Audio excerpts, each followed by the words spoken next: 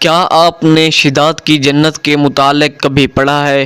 نہیں تو آئیے آپ کو آج شداد کی جنت کے متعلق کچھ دلچسپ و عجیب بتاتے ہیں۔ تاریخ اسلام کے درخشندہ باب سے ایک نمول حقیقی داستان۔ قوم ارم، ان لوگوں کا تعلق قوم عاد سے تھا اور وہ ارم نام کی بستی کے رہنے والے تھے۔ وہ بستی بڑے بڑے ستونوں والی تھی۔ عماد جمع ہے عمد کی اور عمد کے معنی ستون کے ہیں۔ عاد کے نام سے دو قومیں گزری ہیں، ایک کو عاد قدیمہ یا عاد ارم کہتے ہیں۔ یہ عاد بن عوض بن ارم بن سام بن نوح علیہ السلام کی اولاد میں سے تھے۔ ان کے دادا کی طرف سے منسوب کر کے ان کو عاد ارم بھی کہا جاتا ہے۔ اپنے شہر کا نام بھی انہوں نے اپنے دادا کے نام پر رکھا تھا۔ ان کا وطن عدن سے متصل تھا۔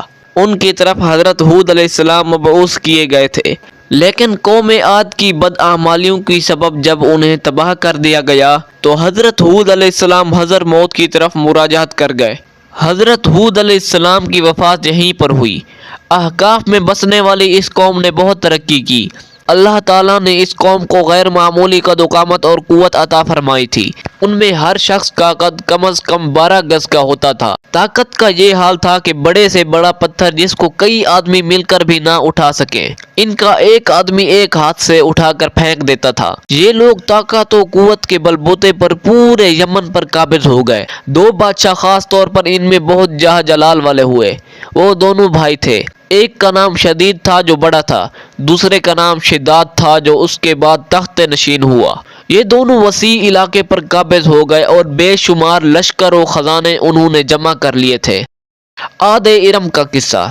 شداد نے اپنے بھائی شدید کے بعد سلطنت کی رونق و کمال کو عروج تک پہنچایا۔ دنیا کے کئی بادشاہ اس کے بعد گزار تھے۔ اس دور میں کسی بادشاہ میں اتنی جرأت و طاقت نہیں تھی کہ اس کا مقابلہ کر سکے۔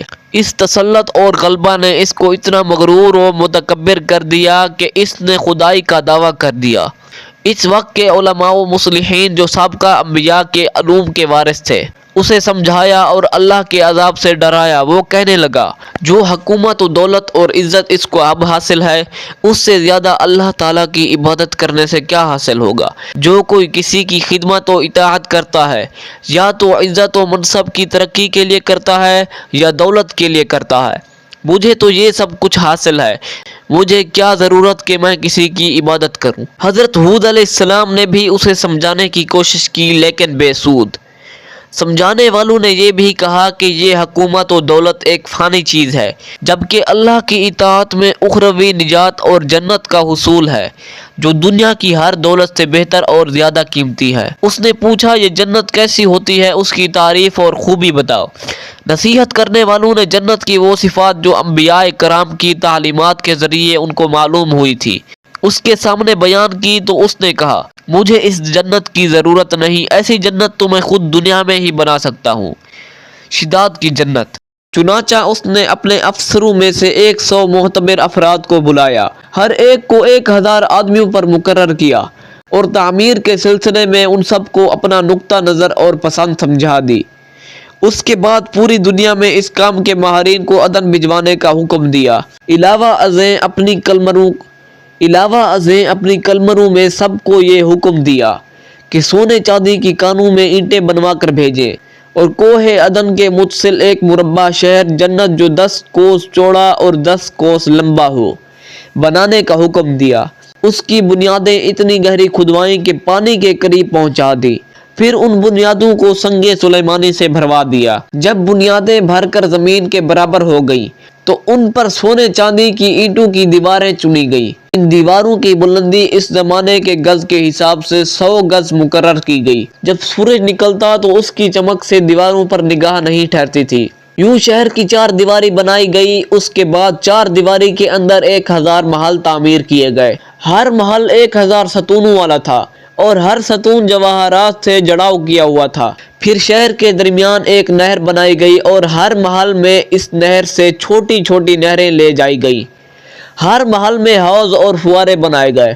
ان نہروں کی دیواریں اور فرش یاقوت، زمرد، مرجان اور نیلم سے سجا دی گئی۔ نہروں کے کناروں پر ایسے مصنوعی درخت بنائے گئے جن کی جڑیں سونے کی، شاخیں اور پتے زمرد کے تھے۔ ان کے پھل موتی، یاقوت اور دوسرے جواہرات کے بنوا کر اس پر ٹانگ دیے گئے۔ شہر کی دکانوں اور دیواروں کو مشک و زعفران اور عنبر گلاب سے سیکل کیا گیا۔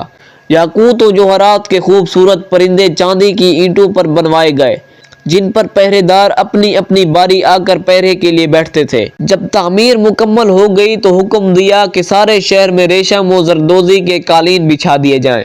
پھر نہروں میں کسی کے اندر میٹھا پانی، کسی میں شراب، کسی میں دودھ اور کسی میں شہد و شربت جاری کر دیا گیا۔ بازاروں اور دکانوں کو کمخواب و زربفت کے پردوں سے آراستہ کر دیا گیا اور ہر پیشہ و ہنر والے کو حکم ہوا کہ اپنے کاموں میں مشغول ہو جائیں، اور یہ کہ اس شہر کے تمام باسیوں کے لیے ہر وقت ہر نوع و قسم کے پھل میوے پہنچایا کریں۔ 12 سال کی مدت میں یہ شہر جب اس کی سجاوٹ کے ساتھ تیار ہو گیا تو تمام امراء و ارکان دولت کو حکم دیا کہ سب اسی میں آباد ہو جائیں۔ پھر شداد خود اپنے لاؤ لشکر کے ہمراہ انتہائی تکبر اور غرور کے ساتھ اسی شہر کی طرف روانہ ہوا۔ بعض علماء و مصلحین کو بھی ساتھ لیا اور راستے میں ان سے ٹھٹھا و تمسخر کرتے ہوئے ان سے کہتا رہا، ایسی جنت کے لیے تم مجھے کسی اور کے آگے جھکنے اور ذلیل ہونے کا کہہ رہے تھے۔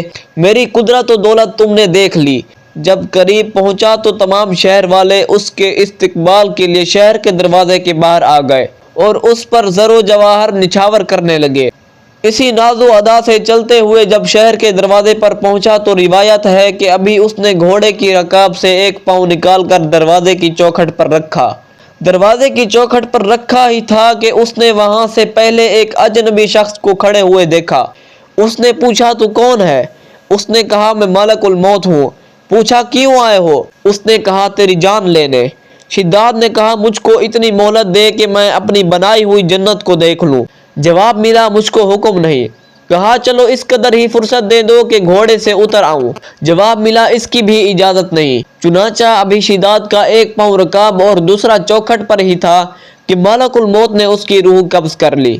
پھر جبرائیل علیہ السلام نے بڑے زور سے ایک ہولناک چیخ ماری کہ اسی وقت تمام شہر مہا اپنی عالی شان سجاوٹوں کے ایسا زمین میں سمایا کہ اس کا نام و نشان تک باقی نہ رہا۔ قرآن پاک میں اس کا ذکر اس طرح ہوا ہے۔ ترجمہ: وہ جو ارم تھے بڑے ستونوں والے اور شہروں سے اس کے مانند کوئی شہر شاندار نہ تھا۔ پارہ نمبر 30 سورۃ فجر آیت نمبر 7-8۔ شداد اور اس کے جنت کا انجام۔ معتبر تفاسیر میں لکھا ہے کہ بادشاہ اور اس کے لشکر کے ہلاک ہو جانے کے بعد وہ شہر بھی لوگوں کی نگاہوں سے اوجھل کر دیا گیا، مگر کبھی کبھی رات کے وقت عدن اور اس کے ارد گرد لوگوں کو اس کی کچھ روشنی اور جھلک نظر آ جاتی ہے۔ یہ روشنی اس شہر کے دیواروں کی ہوتی تھی۔ حضرت عبداللہ رضی اللہ تعالی عنہ بن قلابہ جو صحابی ہیں، اتفاق سے ادھر کو چل گئے۔ اچانک آپ کا ایک اونٹ بھاگ گیا۔